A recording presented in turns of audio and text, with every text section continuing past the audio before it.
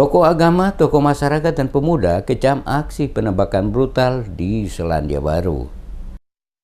Pasca insiden penembakan di Masjid Al-Noor dan Masjid Linwood di pusat kota Christchurch, Selandia Baru, Jumat 15 Maret kemarin mendapat kecaman dari para tokoh agama di Maluku. Penembakan brutal oleh para teroris mendapat kecaman dari berbagai pihak di seluruh dunia. Berbagai reaksi dan kecaman terus dilakukan, tidak terkecuali warga masyarakat Maluku, lebih khusus warga kota Ambon, yang juga ikut prihatin dan mengecam tindakan biadab yang dilakukan oleh para teroris. Tokoh agama menghimbau masyarakat yang ada di daerah ini, terutama kota Ambon dan sekitarnya, agar jangan mudah terprovokasi isu-isu menyesatkan sehubungan kejadian yang menewaskan lebih dari 40 orang usai salat Jumat di kedua masjid itu. Peristiwa penembakan diduga dilakukan oleh pria bernama Brenton Taran, warga negara Australia, bersama beberapa rekannya saat sedang berlangsung salat Jumat di kedua masjid di pusat kota Christchurch, Selandia Baru tersebut. Menyikapi insiden itu, Sabtu 16 Maret pagi, seluruh tokoh agama dari masing-masing agama, tokoh masyarakat, serta organisasi kepemudaan Maluku menggelar rapat bersama bertempat di markas kepolisian daerah Maluku. Rapat dipimpin Wakapolda Maluku, Brigjen Pol Teguh Sarwono. Hadir dalam pertemuan bersama itu Ketua MUI Maluku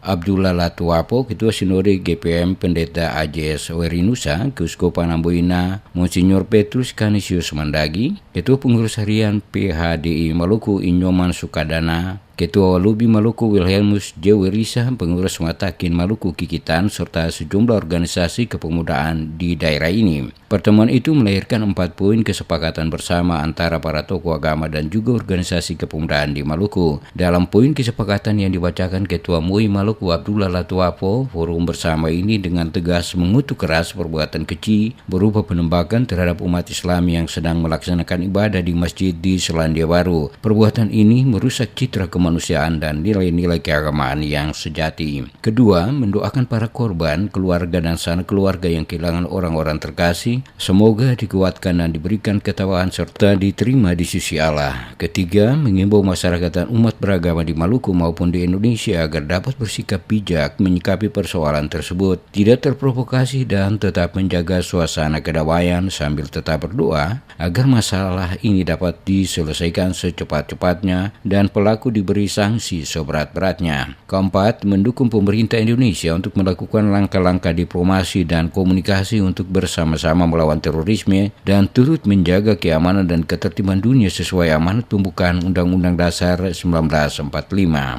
Menghimbau masyarakat dan umat beragama di Maluku maupun di Indonesia agar bersikap arif menyikapi persoalan tersebut, tidak terprovokasi dan tetap menjaga suasana kedamaian sambil tetap berdoa agar masalah ini dapat diselesaikan secepat-cepatnya dan pelaku diberi sanksi seberat-beratnya.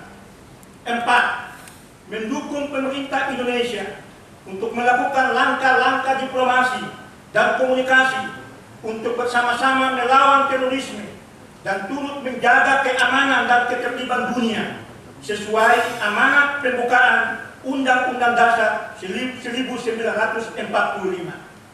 Demikian pernyataan duka cita dan solidaritas ini kami sampaikan, teriring doa kiranya Tuhan Yang Maha Esa mengaruniakan hikmah dan kedamaian bagi kita semua.